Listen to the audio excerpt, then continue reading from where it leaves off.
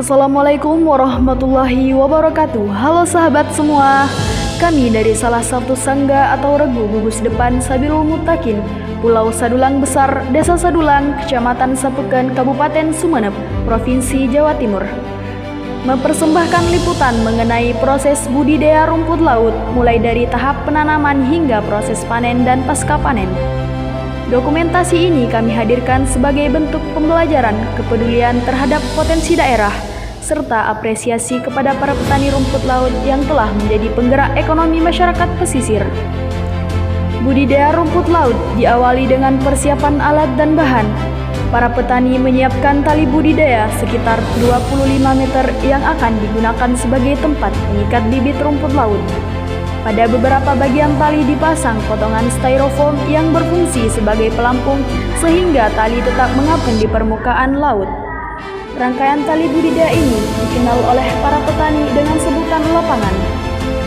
Agar lapangan tetap kuat dan tidak mudah bergeser akibat arus maupun gelombang laut, digunakan tali nikon berukuran besar sebagai tali topangan atau tali induk. Tali induk inilah yang menjadi penyangga utama seluruh rangkaian budidaya sehingga lapangan tetap kokoh dan mampu menopang beban rumput laut selama masa pertumbuhan. Setelah seluruh sarana siap, proses dilanjutkan dengan memilih bibit rumput laut yang berkualitas.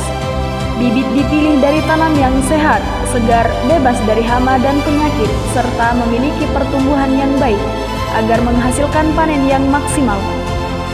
Selanjutnya, bibit rumput laut diikat satu persatu pada tali budidaya dengan jarak yang telah ditentukan. Pengikatan dilakukan secara rapi agar setiap bibit memiliki ruang yang cukup untuk tumbuh dan memperoleh nutrisi secara optimal dari perairan. Setelah selesai diikat, tali budidaya dipasang pada lapangan yang telah dibentangkan di laut. Lokasi penanaman dipilih pada perairan yang bersih, memiliki arus yang stabil, kedalaman yang sesuai, serta mendapatkan sinar matahari yang cukup sehingga mendukung pertumbuhan rumput laut. Selama masa pemeliharaan yang berlangsung sekitar 40 hingga 45 hari, para petani secara rutin melakukan pengecekan.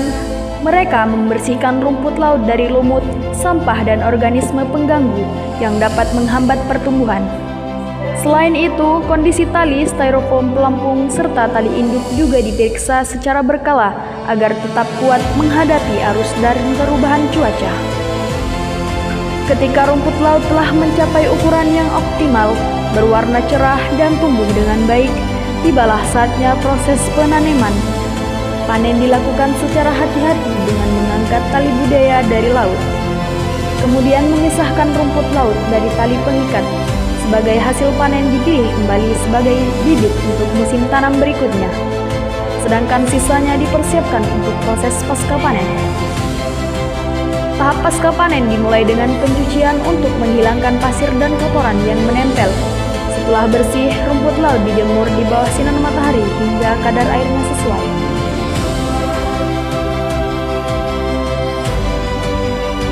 Setelah melewati masa pemeliharaan sekitar 40 hingga 45 hari, rumput laut telah mencapai ukuran yang optimal dan siap dipanen. Proses pemanenan ini dilakukan dengan mengangkat tali budidaya dari laut secara hati-hati agar kualitas rumput laut tetap terjaga. Rumput laut kemudian dipisahkan dari tali pengikat. Sebagai hasil panen dipilih sebagai bibit untuk musim tanam berikutnya. Sedangkan hasil panen lainnya dipersiapkan untuk dijual.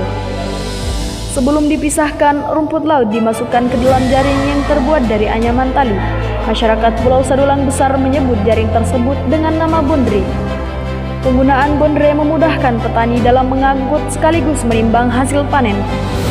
Setelah dimasukkan ke dalam bondre, rumput laut langsung ditimbang untuk mengetahui berat hasil panen yang telah diperoleh. Usai proses penimbangan, rumput laut segera dibawa ke lokasi penjemuran untuk memasuki tahap pengeringan. Proses pengeringan dilakukan dengan memanfaatkan sinar matahari secara langsung. Lamanya pengeringan sangat bergantung pada kondisi cuaca.